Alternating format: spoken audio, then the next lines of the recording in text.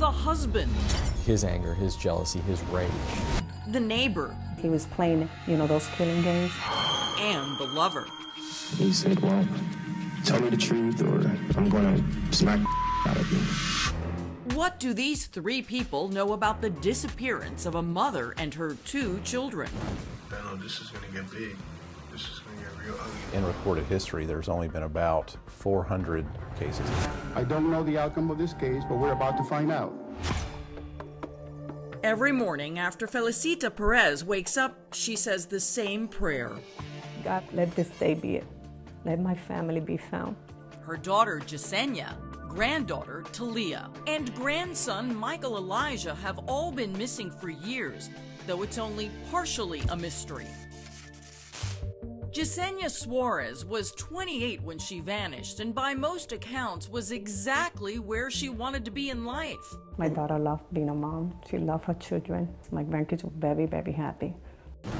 And though the kid's biological father was no longer in Yessenia's picture, there was someone else there. A man named Luis Toledo. The bodyguard. I used to call him the bodyguard. Yessenia meets Luis at a festival years before, and apparently it was love at first fight. What happened was they were there. Apparently somebody threw a punch. My daughter fell on the floor. He carried her and he went with her to the hospital. And if it was a protector Yessenia was after, you couldn't do much better than Toledo, a man who had earned the nickname Semi. He got the name Semi because he hit people hard. He hit like a truck. Turns out Semi had a hard-hitting past as a high-ranking member of the notorious Latin Kings. But that was the old Semi. The Luis Toledo Yessenia loved had put that life behind him and had even testified against the gang in another case. According to my daughter, he was the best thing that happened to her. The two got married and Luis enrolled in barber college, while Yessenia held down a steady job for a company that trained police canines. He wasn't working, so Jesse was supporting him. And that arrangement seemed to work just fine, until a year or two into their marriage, when Yessenia's stay-at-home husband became less dependable and more of a drain. He's changed. He stay home, play games, or go to the gym and do whatever else he was doing. And something else that bugged Yessenia: Luis's relationship with their neighbor, a 21-year-old ex-con named Tyshawn Jackson. Tyshawn Jackson and Luis Toledo had known each other for 6 or 8 months. They had went to a barber school together. Apparently, Luis was spending most of his free time with Tyshawn instead of helping out with his stepkids. And then there was Luis's jealousy, an apparently constant problem that really came to a head when he accused his wife of having an affair with a co-worker named Kevin Dredden. It was October 13th and Yessenia was away on a business trip with Kevin. She texts Luis, "There is nothing going on. You've got expletive all twisted in your mind."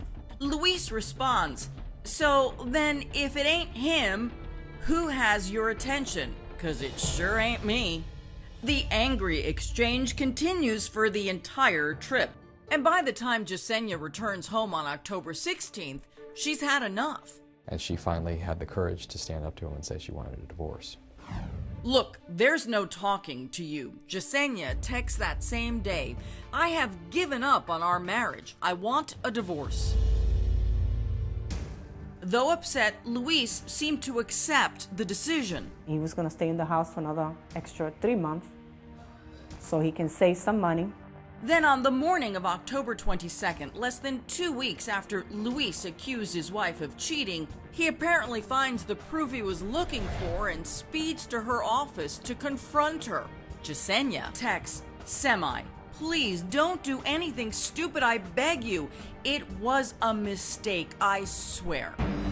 Somewhere around 1 o'clock in the afternoon, he shows up and everything breaks loose. Yes, I was wondering if I could have a police officer come to an office building. We have somebody in our building that will not leave. In a rage, Luis storms in and confronts both his wife and the co-worker from that business trip, Kevin Dredden. He had a tracking bug on her phone that was able to read the conversations that she was having and the people that she was talking to. Including texts between Yessenia and Kevin from that very morning, arranging a secret rendezvous. I got some messages to show you, Bobby. I got some messages to show you. Then, the man named Semi reportedly slaps Yessenia in the face. It looks like it's a domestic abuse. Police arrive just as Luis is taking off. That's his silver car speeding out of the parking lot. Several hours later, Yessenia and Luis Toledo meet at Yessenia's mom's home, have a family conversation about whether or not they're going to continue in their relationship, whether they're going to get divorced. As he was leaving, I said to him, Luis, don't you ever hurt my daughter, my grandkids. And he turned around and said, I will never hurt him. I love him too much. After that, Felicita tells her daughter that she should stay the night, give Luis a chance to cool down, but Yessenia wants to sleep in her own bed. Last time I saw my daughter was October 22nd at 7:45 p.m. That's when she went to her house. The next morning, Felicita is at work when she's suddenly startled by the silence coming from her phone. Every morning, my daughter, she used to call me. So that morning, I was working, and around 9, I had that bad feeling. Even worse, when several calls to her daughter go unanswered, Felicita calls police and races to her daughter's house. As she talks to deputies outside the house, Luis Toledo pulls in. And I said, where's my daughter? And he said, she left yesterday. I said, no, Luis, my daughter wouldn't leave. Where's my daughter? But before she can get any answers, police have Luis open the front door. Inside the house, they are hit by the overpowering smell of chemical cleaners. Then they took him away.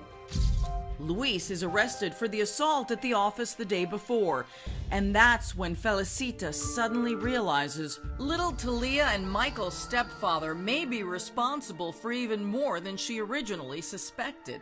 When I called the school, I lost it. When I found out that my grandkids went to school. Coming up, what happened to Yessenia and the children, and what does Luis Toledo know about it? I've got some sources that are saying that they saw you in your wife's car this morning. Impossible.